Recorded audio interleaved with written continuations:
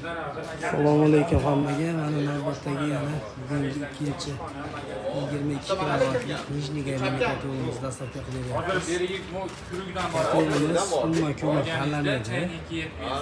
O'tin, ko'mir, universal. Uni turlisdan bo'ladi. Ochiq yopiq sistemalarga qo'yiladi. O'nli tutlik bo'lgan bo'ladi. Kimga qiziq bo'lsa, ekrandagi raqamlarga murojaat qilasizlar.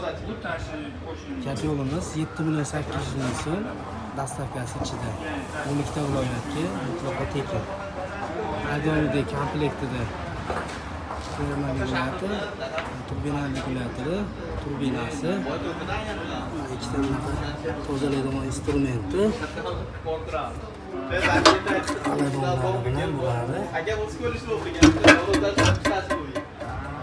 kimga qiziq bo'lsa ekrandagi raqamlarga murojaat qilasizlar.